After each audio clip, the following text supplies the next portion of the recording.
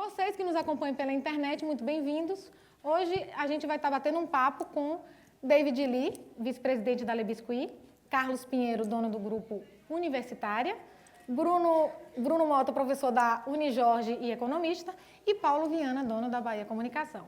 Hoje a gente vai bater um papo sobre como se destacar e superar a crise. E eu começo com ele, o economista da noite.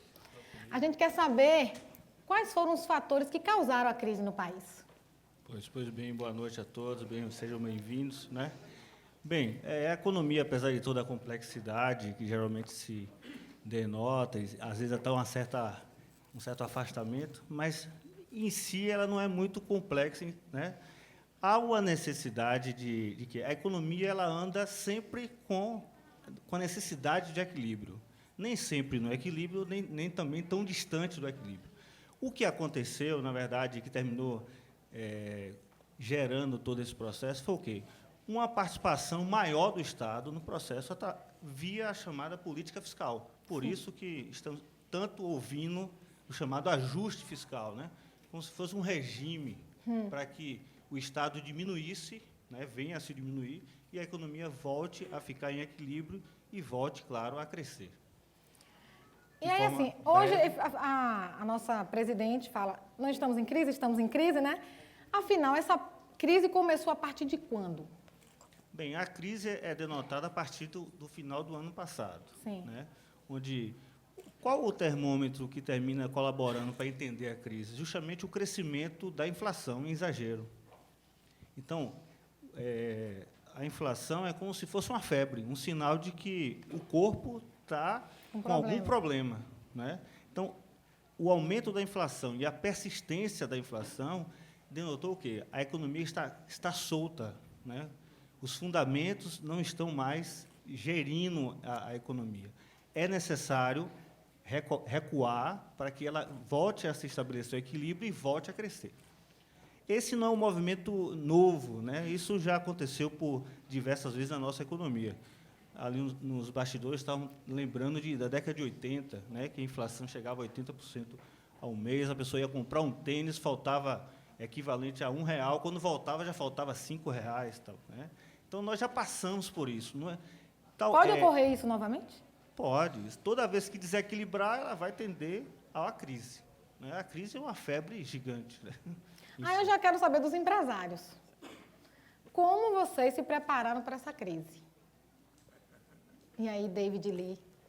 Bom, Tá. Acho que qualquer empresa hoje em dia tem que estar preparada para qualquer crise em qualquer momento. Não adianta preparar quando já está ouvindo que está chegando. Então, sempre tem que olhar para dentro, cortar despesas todos os dias. Despesas são como unhas, tem que sempre cortar, para que quando chegar, você não leve aquele susto, aquela surpresa que pode até derrubar seu próprio negócio. Sim. Então, quem não já opera de uma forma enxuta, redonda, vai levar uma surpresa maior. Quem opera bem vai encarar a crise de forma melhor e poder aproveitar das oportunidades que a crise apresenta. Ai, gente, tem oportunidade, tá vendo? Crise, eu adoro crise, porque são bons momentos para crescer em várias formas. Depois eu explico como. Pois é. Mas você tem que pensar todo dia, mesmo com euforia de economia alta, se chegar, como estou preparando minha empresa. Sim. E você, Pinheiro? Boa noite a todos. Fátima, mais uma vez, parabéns, né, por mais um programa. Né? E estamos aqui para tentar, né, passar para as pessoas a situação do Brasil no momento. Né? Achar que o Brasil não está em crise é aquela história de querer tapar o céu com a peneira, né? A crise existe, está aí, instalada. Eu acho que ela é muito mais política, tá? Eu acho que no momento que houver uma estabilidade política, eu acho que todos os segmentos da economia começam a andar normalmente. Agora, eu aproveito as palavras de David para dizer o seguinte: no caso de recessão que nós estamos vivendo, de uma economia em baixa no momento, só existe uma saída. para o empresário, para o investidor. É trabalhar mais. Se você trabalha 10 horas por dia, passe a trabalhar 12, 13, 14. Mostre para a sua equipe que você é o gestor disso, motive a sua equipe a produzir mais e zelar, acima de tudo, o emprego e a sobrevivência da empresa. Eu acho que é fundamental você juntar o grupo e mostrar que a crise existe e que precisamos sair dela. E sair com a cabeça erguida, com a empresa estabilizada, sem nenhuma demissão, eu não diria sem nenhuma demissão, mas que o número de demissões seja pequeno. E quando acontecer isso, que você troque por uma necessidade de melhorar o grupo de pessoas que está com você no dia a dia. Essa é um parecer, uma opinião minha. E você como empresa também, Paula? Primeira coisa, boa noite. Boa Vocês noite. todos aí. A gente estava aqui comentando que Fátima é um exemplo de como enfrentar a crise, né? Ela é uma vencedora. A gente estava conversando sobre isso. Eu tomo a ousadia de, não é discordar, mas complementar o que o companheiro Bruno falou aqui. Essa crise vem, na verdade, que é uma crise que começou mundialmente, porque hoje a gente sabe que o mundo é uma aldeia global, desde 2009, quando houve a quebradeira, principalmente do mercado hipotecário nos Estados Unidos, e que aí graçou para o mundo inteiro. E o Brasil, nossos dirigentes, acharam que aqui era apenas uma marolinha, enquanto o tsunami estava instalado. E aí não fizeram o que a gente tem que fazer, nós empresários, que é o dever de casa, né? De se adequar, se adaptar a essa nova realidade.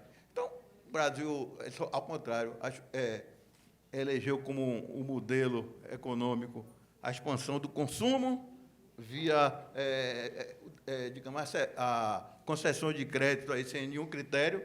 Não é que a gente não é maravilhoso, nós todos estamos ainda, apesar da crise, nos beneficiando da nova classe média, da famosa classe C, que hoje no Brasil supera os 30 milhões de pessoas, e deveu-se a tudo isso. Mas foi um modelo que não se preocupou com o tamanho do Estado, como ele disse, por exemplo, tá? E com os custos que isso traria para a nação. Então, uma coisa que ele falou aqui que é muito importante, quer dizer, no momento que a gente tem que se preparar para aquilo, a gente tem que trabalhar mais do que nunca.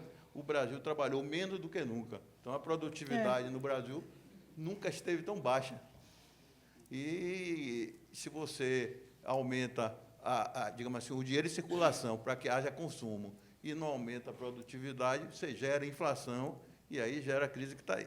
É o que a gente tem que fazer. Aí eu pego de um colega nosso famoso aqui, o Nizam Guanais, que ele diz o seguinte: a gente tem que transpirar muito, tem que ter muita inspiração, mas principalmente transpiração. É verdade. É isso aí. E fala-se muito, né? A gente sabe que a Bahia é um estado muito assistencialista, né? Então, assim, as pessoas estão muito acostumadas em ter tudo de graça, né? Isso é péssimo para a gente. Porque enquanto a gente está recebendo de graça, que não é de graça, alguém está pagando. Então, vive nessa, né? E as pessoas cada vez menos não querendo trabalhar, né? Porque a gente sabe que a tendência é mais trabalho, menos emprego. Né? E a gente vê que essa crise, muita gente que saiu dos empregos acabaram virando empresários informais, que isso também não é bom, né, para ninguém, mas, enfim, vai acontecer isso. Então, o que a gente tem que tomar para a gente? Eu estou trabalhando bem para me manter na empresa, porque o que a gente tem que tirar da cabeça é: o meu patrão está ficando rico, e que ele fique mais rico, que ele vai ter dinheiro para me pagar no final do mês e contratar mais gente, correto? Quem está a favor aqui, levante a mão. Oi? Muito bem! Então, assim, o que eu tenho visto muito é isso. Então, bolsa não sei o quê, bolsa não sei o quê, bolsa não sei o quê. Uma diarista para você achar hoje é uma luta.